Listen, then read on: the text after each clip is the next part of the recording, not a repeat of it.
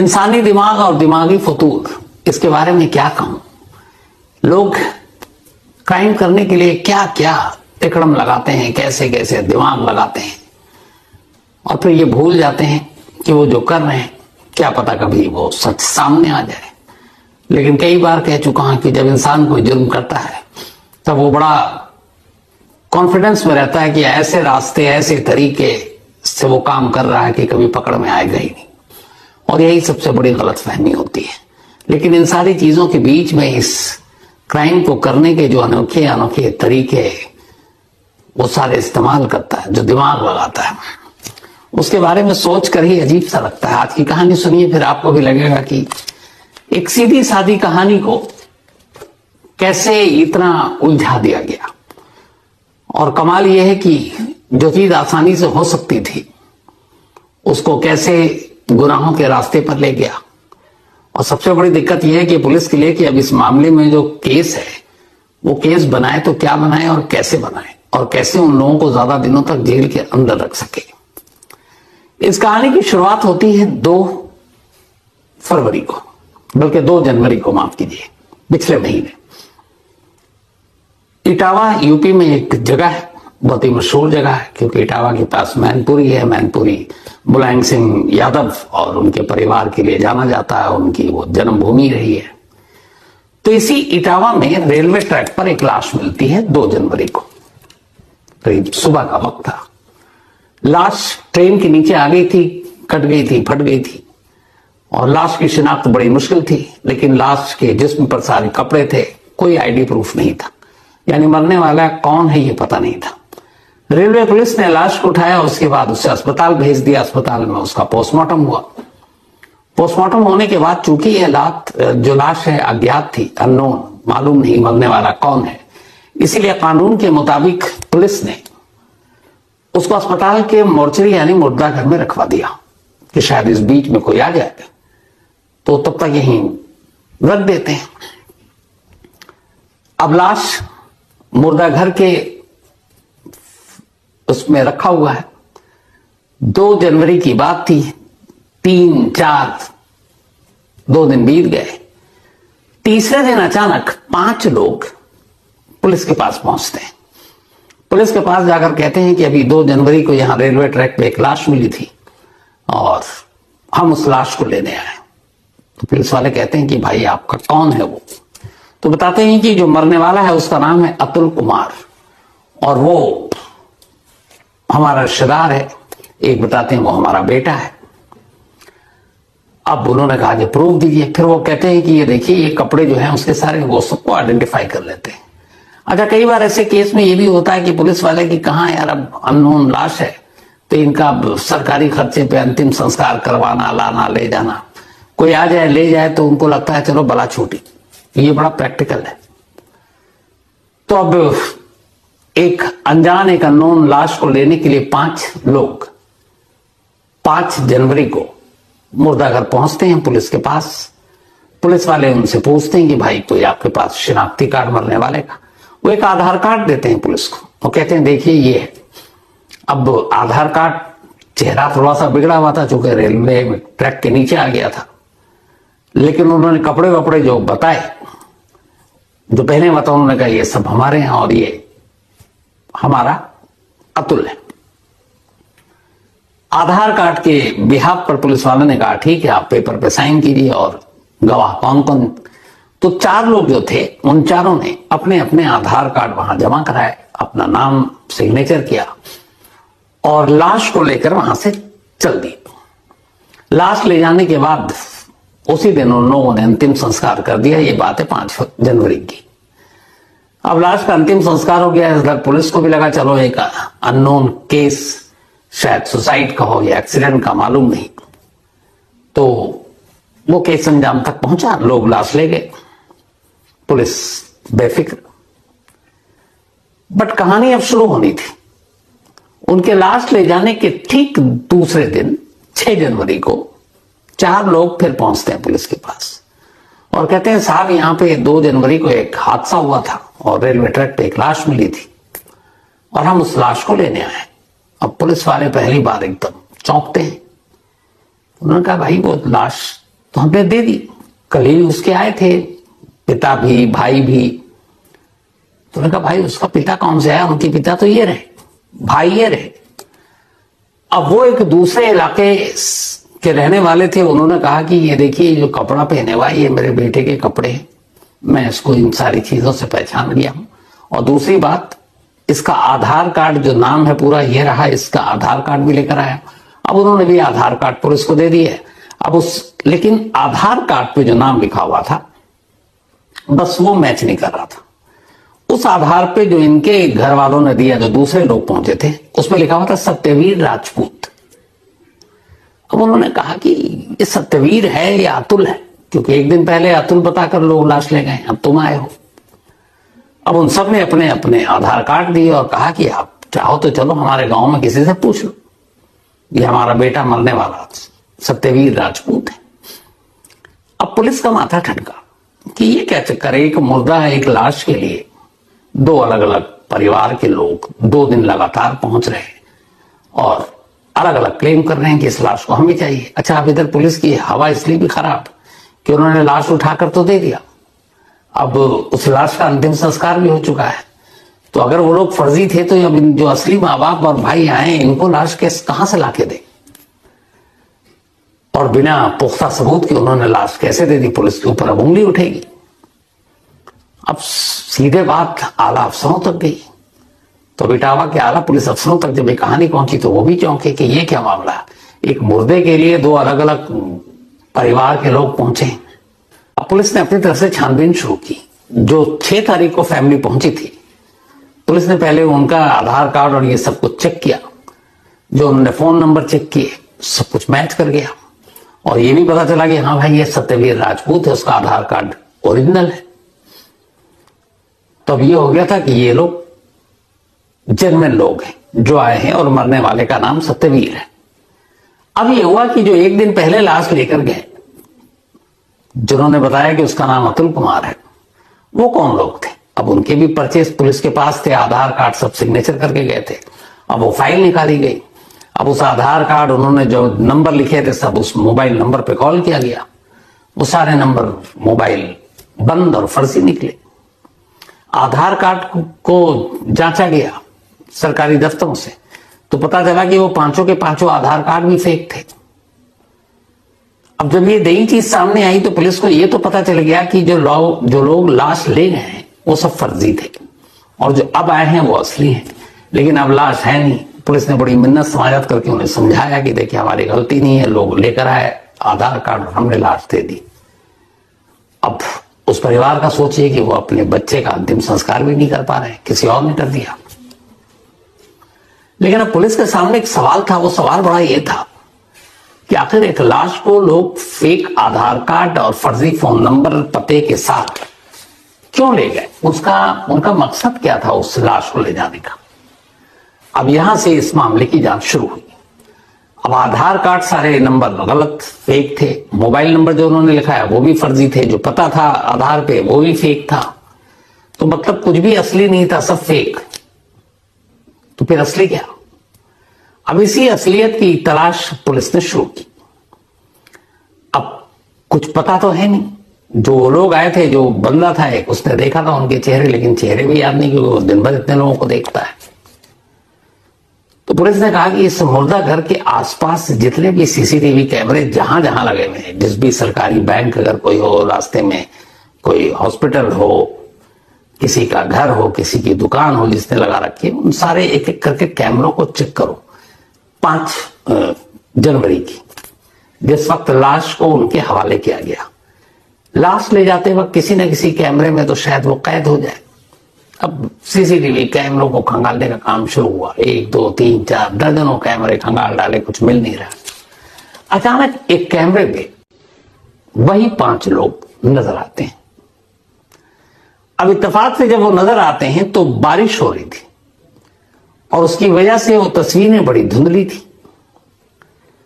Police ने खैर दिखाया, जिसने लाश को हैंडओवर किया उसने कहा है तो यही, बट बारिश में मैं भी चेहरा नहीं पहचान रहा हूं। लेकिन उसमें से एक शख्स का चेहरा थोड़ा सा साफ दिख रहा था। अब पुलिस ने जितने भी उस इलाके के जो ठग चोर चक्के टाइप के लोग थे उनकी फाइलें निकाली कि शायद उससे कोई तस्वीर मिले। उनमें से किसी की तस्वीर मिली नहीं। तब ये हुआ कि पांचों का कोई क्रिमिनल रिकॉर्ड भी नहीं है। अब क्या करें? अब पुलिस अपनी तफ्तीश मुखबिरों के जाल को बिछाकर और पता करने की कोशिश कर रही है कि अभी एक लाश ले जाएगी, उसका अंतिम संस्कार हो गया, 5 लोग आए, कौन है कैसे हैं, कैमरा एक ही है जिसमें कैद हुए हैं, बारिश की वजह से तस्वीर चेहरा साफ नहीं है। लेकिन उन तस्वीरों को डेवलप करने की भी साथ साथ कोशिश की जा रही है। वो तस्वीर डेवलप होता रहा। आखिरकार उस तस्वीर में से एक शख्स का चेहरा पहचाना गया। कुछ पुलिस वालों ने देखा और उसको उन्होंने कहा कि अरे इनको तो मैं जानता हूं। तो बोला कौन है? बोला ये तो वकील साहब है, इनका नाम हेतराम मित्तल है। और हेतराम मित्तल थोड़े से दबंग टाइप के वकील हैं। खुद वकील साहब के खिलाफ भी कई मामले दर्ज हैं। खासतौर पे अभी कुछ वक्त पहले एक आदमी ने अपनी बेटी को भगा के ले जाने का इल्जाम वकील साहब पे लगा दिया था। अच्छा, वकालत में कई बार होता है कि खुद वकील के खिलाफ भी झूठे मुकदमे दर्ज कर दिए जाते हैं वकील पे प्रेशर बनाने के लिए। लेकिन इन वकील साहब का रिकॉर्ड खंगाला गया तो पता चला कि हाँ ये थोड़े दबंगई टाइप के भी हैं। लेकिन इन 5 लोगों में वकील की मौजूदगी और उस लाश को ले जाने के पीछे फिर वकील का मकसद क्या हो सकता है? वो ऐसा क्यों करेगा? अब पुलिस के सामने ये सवाल। अब पुलिस ने चुपचाप खामोशी से अपनी तफ्तीश शुरू की, लोगों से पूछताछ शुरू की और इधर टीम भी लगाया कि भाई ये कौन है। तो अब उन वकील साहब की जानकारी के बाद वकील साहब के फोन के जो सीडीआर थे, कॉल डिटेल रिकॉर्ड, बाकी सारी चीजें, उनके घर के इर्द गिर्द के सीसीटीवी, अब उन सबको खंगाला जाने लगा। जब उधर के, अब चूंकि वकील का पता था तो उनके मोहल्ले और उनके बाकी चीजों के सीसीटीवी को जब खंगाला गया तो एक एक कर वो 4 लोग भी उस 5 जनवरी को अलग अलग कैमरों में वकील साहब के साथ कैद मिले। अब इत्तेफाक से जब 5 तारीख को इन्होंने वो लाश ली थी तो वो सारे जो नाम थे वो किसी का नाम सबका अलग अलग था। कायदे से वो 4 नाम हिंदू नेम थे और वो जो 4 असल में लड़के थे वो 4 मुस्लिम थे। अब उनके फेक आधार कार्ड बनाए गए थे। उन्हीं में से किसी को अतुल कुमार का बाप बना दिया गया, ब्रह्मेश्वर कुमार, किसी को कुछ और बना दिया गया, जबकि उनका नाम फुरकान या फिर फरहान इस तरह के नाम थे। अब पुलिस को फिर लगा कि ये क्या मामला है। एक वकील साहब हैं, 4 मुस्लिम लड़के को 4 हिंदू नाम देकर इसका आधार कार्ड बनवाया और जाकर एक लाश जिसकी रेलवे से ट्रेन के नीचे कटकर मौत हुई है और उसमें भी कोई फॉल प्ले नहीं है, क्योंकि रेलवे पुलिस ने बाकायदा रिपोर्ट दी। कुछ चश्मदीद थे जिन्होंने देखा था कि एक एक्सीडेंट का मामला था। अब पुलिस को समझ में नहीं आ रहा है। इधर वकील साहब पे नजर रखी जा रही है, वकील साहब अभी हाथ नहीं आ रहे, मुखबिरों का जाल बिछाया गया और फिर वकील साहब इस बात से अब तक बेखबर है कि पुलिस उन तक पहुंच चुकी है। और फिर अचानक एक रोज वकील साहब पुलिस के हाथ लग जाते हैं। अब पुलिस के जब हाथ लगते हैं तो फिर पुलिस उनको सारी चीजें बताती है। वकील साहब पहले चौड़े होते हैं, लेकिन फिर उन्हें बताया जाता है कि नहीं, तुमने एक लाश फर्जी तरीके से लिया, उसको तुम लीड कर रहे थे। अब यहां कहानी बड़ी अजीब थी। यहां ना कोई मर्डर हुआ, यहां ना कोई मतलब पैसे का लेन देन है, ना कुछ और है। एक लावारिस लाश जो एक सरकारी अस्पताल के मुर्दा घर में पड़ा है, वहां 5 लोग जाकर उस लावारिस लाश को लेते हैं और उसका बाकायदा अंतिम संस्कार कर देते हैं। अब इसमें क्राइम कहां पे आएगा? तो क्राइम एक हुआ, वो है लाश के साथ ठगी या लाश चुराने का, क्योंकि एक तरह से चुराने का मामला। आपका रिश्तेदार तो है नहीं, फिर आप लाश को क्यों ले गए? तो यहां सेक्शन कोई बहुत भारी नहीं है कि धाराएं ऐसी है कि बरसों के लिए अंदर हो जाए, लेकिन लाश की पहेली क्या है ये समझ में नहीं आ रहा। शायद इसीलिए वकील साहब भी थोड़े ज्यादा वो दिखा रहे थे दबंगई कि इसमें क्या होगा, कितने दिनों के अंदर करेंगे। वकील हैं तो कानून भी जानते हैं। पुलिस लगा कुछ तो इसके पीछे की कहानी है। अब पुलिस ने वकील साहब को पकड़ा, इसके बाद फिर उनकी फैमिली लाइफ, बाकी लोगों की तफ्तीश शुरू की और इन सारी चीजों को करने के बाद एक अजीब कहानी निकलकर सामने आई इस लाश की, जिसके 2 दावेदार थे। कहानी ये थी कि जो हेतराम मित्तल हैं वकील साहब, ये ऑलरेडी शादीशुदा है। इनकी पत्नी से कुछ झगड़ा चल रहा था, पत्नी अब अलग रह रही है, ये अलग रह रहे हैं। इसी दौरान करीब 4-4.5 साल पहले इनकी मुलाकात इसी इटावा में मुस्कान नाम की एक लड़की से हुई। अब मुस्कान को देखकर वकील साहब के चेहरे पे मुस्कान आई और धीरे धीरे वो मुस्कान को अपना दिल दे बैठे। अब वो मुस्कान से प्यार करने लगे और इत्तेफाक से अब धीरे धीरे मुस्कान भी उनसे प्यार करने लगी। अब दोनों प्यार करते थे और दोनों ने तय किया कि हम शादी करेंगे। अब ये बात लड़की के यानी कि मुस्कान के घर वालों तक गई। अब मुस्कान के माँ बाप ने अपने तरीके से पता किया तो पता चला कि वकील साहब तो पहले से शादीशुदा है। अब ये बात पता चली तो कोई भी माँ बाप एक शादीशुदा जिसकी ऑलरेडी बीवी है अपनी बेटी तो देगा नहीं। फिर वकील साहब के बारे में और भी चीजें पता की तो माँ बाप ने इस रिश्ते से मना कर दिया। इस बीच में कुछ वकील साहब मुस्कान को लेकर कहीं चले भी गए, बेटी घर नहीं आई तो उनके घर वालों ने पुलिस में रिपोर्ट लिखा दी और वकील साहब को सीधे सीधे बनाए कि उनकी बेटी को वो कहीं भगा कर ले गए।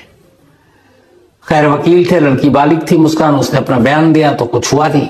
उसके बाद वो मुस्कान अपने घर पहुंच गई। लेकिन अब वहीं से वकील साहब ने सोचना शुरू किया कि ये मसला कब तक चलेगा, माँ बाप तो तैयार हो नहीं रहे उसके और शादी तो करनी है, तो ये शादी कैसे की जाए। तब वकील साहब का दिमाग चला और उन्होंने एक ऐसी साजिश बुनी जिसमें सारा काम हो जाना था। और शायद उनकी नजर में, चूंकि वकील थे, कोई ऐसा संगीन क्राइम भी नहीं होता कि ऐसा करने के बाद उनको पूरी उम्र जेल में रहनी पड़ती। अब उन्होंने एक प्लान बनाया और अपने 4 लोगों को, साथियों को इस साजिश का हिस्सा बनाया। इन 4 लोगों को साजिश का हिस्सा बनाने के बाद उसमें मुस्कान को भी शामिल किया। पहले उन 4 के उन्होंने आधार कार्ड बनवाए फर्जी, एक 5वां अलग आधार कार्ड बनवाया और जो 5वां आधार कार्ड बनवाया वो था एक अतुल कुमार नाम से। अतुल कुमार, उम्र 27 साल, एड्रेस यहीं का दिया, इटावा का, और एक तस्वीर उठाकर उसमें चिपका दी। अब चूंकि फर्जी था तो इसमें कोई इंक्वायरी और ये सब तो होना नहीं था, तो फेक आधार कार्ड अतुल कुमार का बन गया। पर हकीकत ये थी कि अतुल कुमार नाम का शख्स कोई एग्जिस्ट ही नहीं करता था, कोई था ही नहीं। मतलब ना वकील साहब का जानने वाला, ना उन 4 का, ना मुस्कान का, कोई नहीं। बस इन्होंने क्रिएट किया एक अतुल कुमार और उसका एक आधार कार्ड बना दिया, क्योंकि वकील साहब के दिमाग में कुछ और चल रहा था। अब अतुल कुमार का आधार बन गया। उन 4 लड़कों का जो इनके साथी थे, उन 4 का भी, 4 मुस्लिम थे, हिंदू नाम से आधार कार्ड बनवाया फेक, उस पर एड्रेस। अब ये पहला काम पूरा हो गया। अब वकील साहब ने सबको लगा दिया कि जाओ एक लाश ढूंढो, क्योंकि उस लाश से ही असली काम होना है। अब ये लोग जुट गए। ये चल रहा है, मतलब दिसंबर से ये सारी साजिश की चीजें। दिसंबर बीत गया, कहीं कोई लाश नहीं कि कोई लावारिस लाश मिल जाए किसी सड़क किनारे कहीं और, लेकिन लाश भी ऐसी जिसके साथ कोई विवाद ना हो, मतलब ये कि मर्डर ताकि अंदर फंस ना जाए। तो ऐसे ही है कि रेलवे ट्रैक पे मिल जाएगी लाशें, या फिर कोई ऐसे होमलेस लोग हैं तो शायद कहीं मौत हो जाती है सड़कों पर, फुटपाथ पर, वैसी लाशें, या मुर्दा घर से कोई लाश चुरा ले। तो सारी कोशिश हो गई, लाश मिल नहीं रही थी। अचानक ही, चूंकि ये काम पे इसी में लगे हुए थे, तो 4 जनवरी को हेतराम मित्तल को पता चला इन्हीं के 4 लड़कों के जरिए कि फ्रेंड्स कॉलोनी पुलिस स्टेशन के तहत एक रेलवे स्टेशन है इटावा में, वहां पर एक लाश मिली है, रेलवे ट्रैक पर कटी पड़ी मिली थी। और वो ऐसा था कि उसका चेहरा भी थोड़ा सा उसमें बिगड़ गया है, तो पहचान आएगी नहीं। उन्होंने कहा लाश ठीक ठाक है, अपना काम चल जाएगा। और वो लाश मुर्दा घर में रखी है, क्योंकि वो अननोन है, उसका कोई रिलेटिव नहीं आया। इसके बाद ये लोग प्लान करके, आधार वाधार सब कुछ था, अतुल कुमार को इन्होंने पहले ही पैदा कर रखा था। अब वो लाश किसी और की थी, लेकिन वो वहां पहुंच गया आधार के साथ ही कि मरने वाला अतुल कुमार है, और ये रहा उसका आधार दे दिया, चेहरा मिलना नहीं था। उन्होंने कपड़े वपड़े पहचान लिए। पुलिस वालों को भी लगा चलो यार यही संस्कार करेंगे, हम लोग कहां इस चक्कर में पड़ेंगे। उन्होंने उठाकर लाश दे दी, वो ले जाकर उन्होंने अंतिम संस्कार कर दिया। अब इससे उनको मिला क्या? यहीं से आगे की कहानी शुरू थी।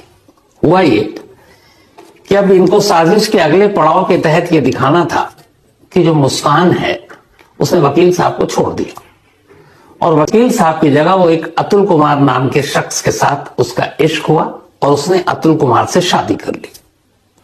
अब अतुल कुमार तो दुनिया में कोई है नहीं, पर इन्होंने आधार कार्ड बना रखा है, तो अतुल कुमार से मुस्कान की शादी हो गई। ये उसको डिक्लेयर करना था। इससे उसके दो फायदे थे। एक, चूंकि मित्तल की वाइफ को भी, वकील साहब की, ये डाउट था मुस्कान को लेकर, तो उस वजह से भी झगड़ा हुआ और वो अलग चली गई थी। तो वकील साहब अपनी वाइफ को ये बताने वाले थे कि देखो मेरा कोई चक्कर नहीं है, वो तो कोई एक अतुल कुमार है, उससे उसकी शादी भी हो रही है, दोनों लव मैरिज कर रहे हैं। तो बीवी को यकीन हो जाएगा हाँ उसकी जिंदगी में कोई और है, उसका पति कोई और है।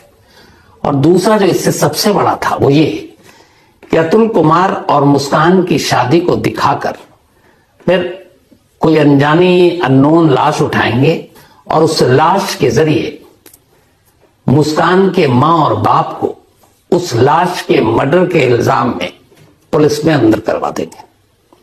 दोनों माँ बाप कत्ल के मामले में अंदर चले जाएंगे, रास्ता साफ। अब मुस्कान से वो शादी कर सकता है, रोकने वाला कोई होगा नहीं, और मुस्कान के माँ बाप जो है पूरी जेल में गुजारेंगे। और अफसोस की बात यह है कि इस साजिश में खुद मुस्कान ने भी वकील साहब का साथ दिया। अब ये साजिश सब कुछ ठीक था, सब कुछ आगे हो जाता, लेकिन गलती से अगले दिन दूसरा बंदा पहुंच गया जो असली जिसकी बॉडी थी, उसका परिवार उसको लेने के लिए। अब यहां इन्होंने अंतिम संस्कार क्यों कर दिया, तो फिर मर्डर के चार्जेस कैसे लगते? तो ये भी एक साजिश का पार्ट था। वो ये था कि इन्होंने आधार तो बना लिया अतुल कुमार, और अतुल कुमार के नाम पर ये मुस्कान को उसका पति और पत्नी डिक्लेयर करते, और उसकी अंतिम संस्कार के बाद अतुल कुमार गायब और मुस्कान जाती पुलिस स्टेशन कि मेरे पति अतुल कुमार और वो गायब, मेरे माँ बाप ने कत्ल करवा दिया है। और वो जब तक साबित होता तब तक माँ बाप अंदर होते। इधर वकील साहब और मुस्कान दोनों अपनी शादीशुदा जिंदगी आपस में एक साथ मिलकर बिता लेते। तो एक लड़की ने अपने प्यार की खातिर अपने माँ बाप के खिलाफ ऐसी गहरी साजिश रची, और एक वकील साहब जो कानून के मतलब मुहाफिज, उन्होंने इस साजिश को मेन अपने दिमाग से पैदा किया। और जो लेटेस्ट उसमें आई है वो ये है कि अतुल कुमार तो कोई एग्जिस्ट करता नहीं है, तो आधार कार्ड जो बनवाया था उसमें एक फोटो भी डाले थे।